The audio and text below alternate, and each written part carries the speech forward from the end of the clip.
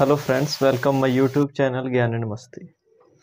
और आज से मैं 11th क्लास के फिजिक्स का वीडियो आप लोगों को प्रोवाइड कराऊंगा, जो कि मेरा फर्स्ट लेक्चर है। आप लोग के 11th क्लास में फिजिक्स में फर्स्ट चैप्टर मिलेगा फिजिकल वर्ल्ड, भौतिकी जगत, जो कि आप बुक से सिलेबस से देख के खुद से पढ़ सकते हैं। वो केवल उसमें भौतिकी का इंट्रोडक्शन मिलेगा और भौतिकी में कौन कौन से पार्ट्स आपको पढ़ने हैं वो सारा आपको मिलेगा उस बुक में, उस फर्स्ट चैप्टर में। ठीक है। सेकंड चैप्टर जो हमारा है वो है मात्रक एवं मापन। ये फर्स्ट चैप्टर है, unit and measurement. Physical word को छोड़ दें तो ये हमारा लेक्चर है आज का, मात्रक एवं मापन। जो कि मात्रक से पहले हम लोग मापन की बात करेंगे कि वास्तव में मापन क्या है और मापन की आवश्यकता हम लोगों को क्यों पड़ी। ठीक है। तो मापन के बारे में हम लोग जान, मापन एकदम बेसिक चीज़ है जो कि आप लोग इसके जस्ट पीछे 9th क्लास में पढ़ चुके हैं। इसमें आप लोगों को मात्रक के बारे में बताया होगा, मापक के बारे में बताया गया होगा फर्स्ट चैप्टर में। ठीक है ना। तो मात्रक जो है, मात्रक से पहले मापन की आवश्यकता क्यों पड़ी। जैसे पहले समझिए कि पहले यदि लेंथ न था, लेंथ हमारे पास नहीं था, कि लंबाई मापने का कोई साधन नहीं था। अभी तो साधन है, आप लंबाई माप सकते हो, द्रव्यमान माप सकते हो, बहुत सारे यंत्र आ गए हैं, समय माप सकते हो। आप कल्पना कीजिए कि जब इसके पहले मापन का आविष्कार नहीं किया गया था, यूनिट का खोज नहीं किया गया था, तो फिर पहले जो व्यक्ति थे वो किस प्रकार से वस्तुओं की लेन देन करते थे। तो मापन की आवश्यकता इसलिए हमको पड़ी कि पहले जब जो भी व्यक्ति थे वो वस्तुओं की लेन देन वस्तु विनिमय के द्वारा होता था।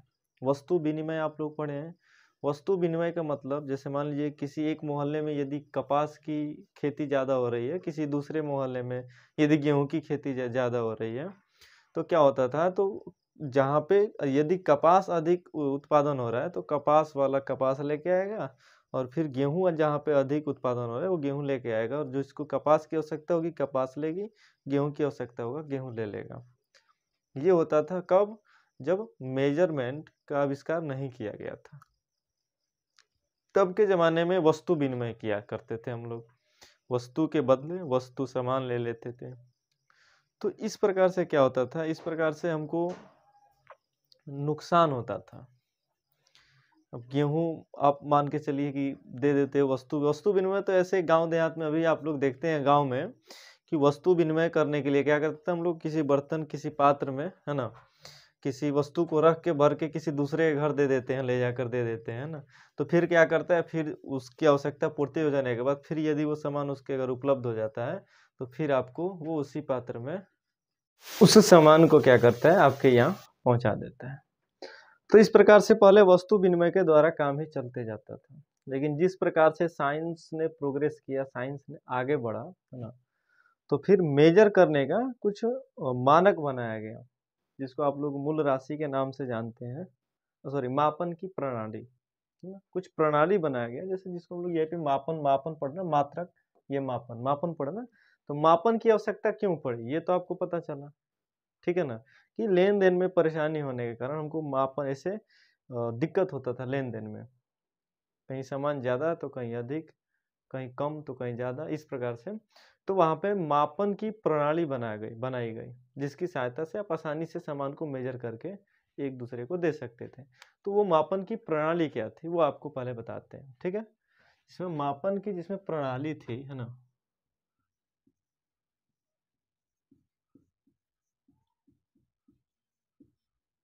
मापन की प्रणाली, जिसमें से पहला प्रणाली था आपका CGS, इसको ऐसे लिख देते हैं CGS। दूसरा था FPS और तीसरा था MKS। ये जो कि आप लोग 9th क्लास में पढ़े हुए हैं। ये मापन का 3 प्रणाली बनाया गया, CGS, FPS और MKS। उसके बाद ये प्रणाली सब में सारे कंट्री में लागू हुआ और सारे कंट्री इस प्रणाली पे काम करने लगे। ठीक है। तो यहाँ पे देखिए क्या होता था, यहाँ पे ये चीज़, यहाँ पे कंसेप्ट में थोड़ा सा प्रॉब्लम होता था कि ये मापन की प्रणाली तीनों एक ही चीज़ है। कैसे कि लंबाई को सीजीएस पद्धति में सेंटीमीटर में मेजर किया जाता है, ठीक है ना।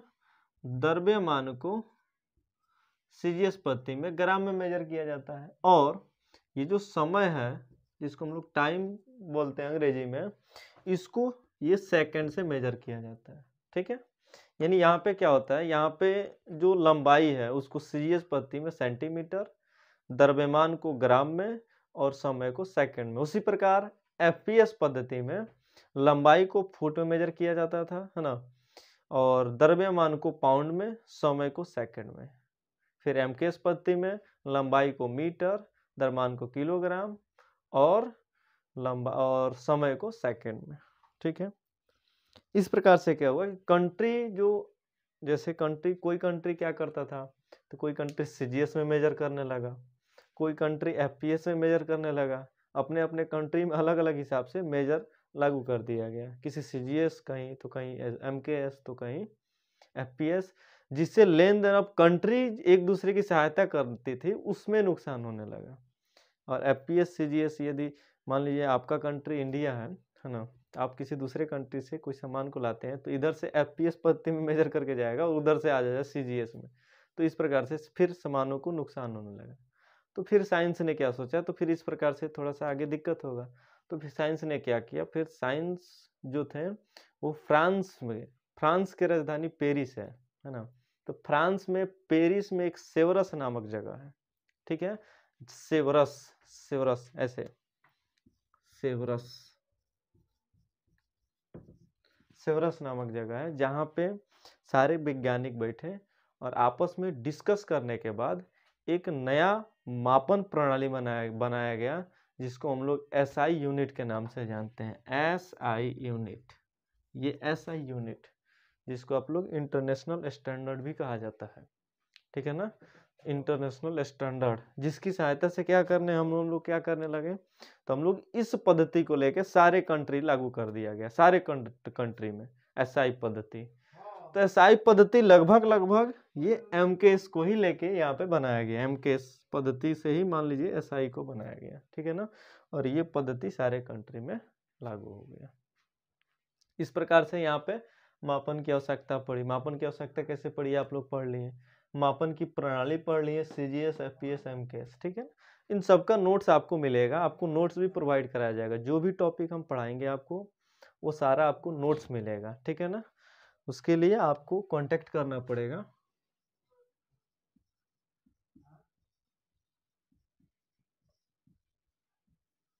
इस नंबर पे आपको सारा नोट्स अवेलेबल कराया जाएगा, आपको पीडीएफ के रूप में आपको भेज दिया जाएगा व्हाट्सएप पे, ठीक है। बस आप अपना नाम, ठीक है, अपना क्लास और क्लास 10th क्लास के या 11th क्लास के कौन से सब्जेक्ट का, कौन से चैप्टर का पीडीएफ चाहिए, मैसेज करके लिखते हैं, आपको तुरंत रिप्लाई में आपको पीडीएफ मिलेगा, ठीक है। इस सब का नोट्स आपको मिलेगा कि एससीजीएस क्या है, पीएस क्या है। इसे बोर्ड पे तो डिफिनेशन नहीं लिख सकते हैं, जो कि संभव नहीं है। चलिए, इसके बाद क्या होता है, उसके बाद फिजिक्स में 7 मूल राशि होती हैं, जिसको हम लोग फंडामेंटल यूनिट, मूल राशि, फंडामेंटल यूनिट भी कहते हैं, मूल मात्रक जिसको कहते हैं, ठीक है ना। तो 7 मूल राशि क्या है उसको हम लोग समझते हैं। देखिए, 7 मूल राशि में पहला राशि आपका आता है लंबाई, पहला राशि आपका आता है लंबाई, ठीक है, लंबाई। दूसरा क्या था, दूसरा था द्रव्यमान, और तीसरा समय। ये 3 गो तो था ही, बाद में और जैसे ज्योति तीव्रता, प्रकाश की तीव्रता, ये सब साइंस फिजिक्स और डेवलप होने लगा, तो 4 गो और राशि को इसमें ऐड कर दिया गया, ठीक है ना। जैसे लंबाई, द्रव्यमान, समय तो पहले से था ही, 4 और राशि को ऐड कर दिया गया, जिसमें से चौथा था ताप, जिसको हम लोग टेम्परेचर कहते हैं। 5वां था ज्योति तीव्रता, ज्योति तीव्रता, इसका मात्रक, अभी मात्रक बता देते हैं। 6वां था आपका विद्युत धारा, जिसका मात्रक एम्पियर होता है। और लास्ट था 7वां पदार्थ की मात्रा, पदार्थ की मात्रा। ये 7 फंडामेंटल यूनिट है, फंडामेंटल यूनिट है दुनिया में। अब आप सोचिए, फिजिक्स में बहुत सारा क्वांटिटी आपको मिलेगा, है ना, लेकिन मुख्यतः 7 ही फंडामेंटल यूनिट होते हैं और इन्हीं 7 यूनिट से मिलाकर दुनिया का सारा यूनिट बनाया जाता है, अलग से कोई यूनिट नहीं होता है, ठीक है ना। तो इसमें लंबाई जो होता है ना, इसका मात्रक होता है, मात्रक लिख देते हैं, ये संकेत का L, द्रव्यमान का M, समय का टाइम T होता है, टेम्परेचर का भी T ही लिया जाता है, ज्योति तीव्रता का कैंडेला होता है जिसको आप CD लिख सकते हैं, संकेत है ये, ठीक है। विद्युत धारा का एम्पियर और पदार्थ की मात्रा का अंग्रेजी संकेत मोल होता है। ये इसका संकेत हो गया, लंबाई का L, द्रव्यमान का M, समय का T और टेम्परेचर का T। टेम्परेचर का T आप कह सकते हो, ठीक है ना। टेम्परेचर को T समय और T लगभग दोनों एक ही चीज़ है। ज्योति तीव्रता समय को भी T से इंडिकेट किया जाता है और टेम्परेचर को भी T से इंडिकेट किया जाता है, ठीक है। ज्योति तीव्रता को CD से, विद्युत धारा को A से और पदार्थ की मात्रा को यहाँ पे मोल से, ठीक है। तो ये हमारा हो गया इतना 7 मोल राशि, ठीक है। या फिर टेम्परेचर का आप यहाँ पे K भी लिख सकते हैं क्योंकि टेम्परेचर का मात्रक केल्विन होता है, ठीक है। ये 7 आपके मुख्यतः मूल राशि है जो कि आप लोग 9th क्लास में ये चीज आपको मिलता है, मूल राशि, ठीक है। इसको मूल राशि, ये 7 मूल राशि, ठीक है। दूसरा चीज, एक ये दूसरा होता है आपका पूरक राशि, पूरक राशि जिसमें 2 नाम आता है। पहला होता है घन कोण, सॉरी पहले कोण उसके बाद घन कोण। पहला होता है कोण और दूसरा होता है घन कोण। ये भी आपका पूरक राशि है। 7 तो फंडामेंटल ये मूल राशि होता ही है 7, और 2 राशि आ जाता है पूरक राशि में, 7 2 9 राशि, जिसमें से पहला होता है कोण और दूसरा होता है घन कोण, ठीक है। तो कोण का जो मात्रक होता है वो होता है रेडियन, यानी कोण को हम लोग रेडियन में मापते हैं, और दूसरा घन कोण जिसको हम लोग स्टेरेडियन में मापते हैं, स्टेरेडियन, ये स्टेरेडियन हो गया। ये हो गया कोण। तो आप लोग मैथ में पढ़ते हैं कोण क्या होता है, तो 2 लाइन के जो बीच एंगल जो क्रिएट होता है वो कोण होता है, कोण आप लोग पढ़ते हैं। लेकिन घन कोण क्या होता है ना, स्टेरेडियन क्या होता है, घन कोण 3 लाइन के बीच बनता है, यानी इस पिरामिड देखते हैं, पिरामिड जैसे ये 3 उंगली देख लीजिए और 3 उंगली के बीच में ये जो एंगल बनेगा ये पिरामिड की आकृति के जैसा, तो वो घन कोण होता है, ठीक है ना। ये बीच का ऐसे 3 उंगली के बीच जो एंगल बनता है ना। और कोण क्या होता है, तो 2 लाइन के बीच जो एंगल बनता है वो कोण होता है। घन कोण को स्टेरेडियन में मेजर किया जाता है क्योंकि इसका ऐसा यूनिट स्टेरेडियन होता है, और कोण का जो यूनिट होता है वो रेडियन होता है, ठीक है। तीसरा आता है आपका व्युत्पन्न राशि, जिसको अंग्रेजी में बोलते हैं डेराइव्ड यूनिट। और व्युत्पन्न राशि, व्युत्पन्न राशि के नाम से ही पता चल रहा है हमको ये किसी दूसरे राशि से उत्पन्न हुआ है, क्योंकि व्युत्पन्न में उत्पन्न छुपा हुआ है। व्युत्पन्न राशि जिसको आप लोग डेराइव्ड यूनिट कह सकते हो, अंग्रेजी में डेराइव्ड यूनिट। तो व्युत्पन्न राशि क्या होता है, व्युत्पन्न राशि अगर आप ऐसा समझते हो तो याद हो जाएगा। इसमें व्युत्पन्न मतलब किसी दूसरे से उत्पन्न हुआ है, तो दूसरे से किससे उत्पन्न होगा, तो वास्तव में मूल राशि तो 7 ही होता है, और इन्हीं मूल राशियों से जो उत्पन्न होकर राशि बनता है वो व्युत्पन्न राशि होता है। तो व्युत्पन्न राशि क्या, तो जो वैसी राशि जो मूल राशि पर निर्भर हो उसको व्युत्पन्न राशि कहते हैं। और एक यदि व्युत्पन्न राशि का मात्रक यदि आपको समझना है तो आप बता सकते हो, जैसे क्षेत्रफल,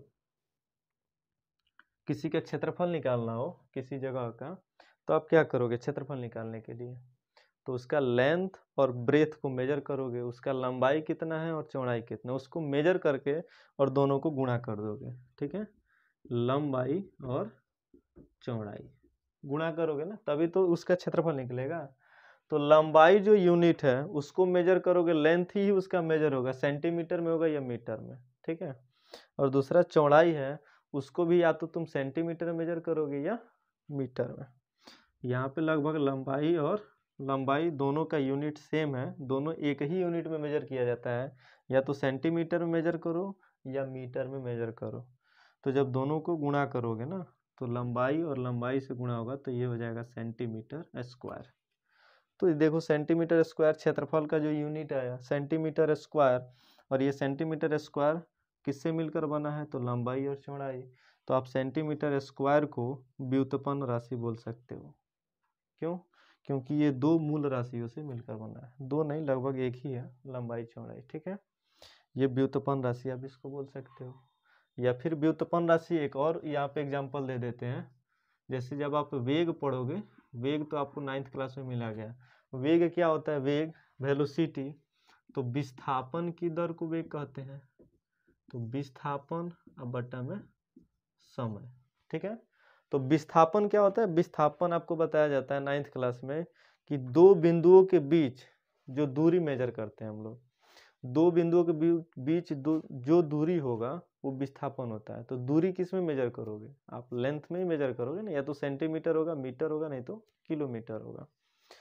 तो यहाँ पे यदि आप सेंटीमीटर यूनिट ले लेते हो तो ये हो जाएगा सेंटीमीटर, और बटा में समय है, यहाँ पे समय यानी टाइम, टाइम को सेकंड में मेजर करते हो, सेकंड में, तो सेंटीमीटर पर सेकंड।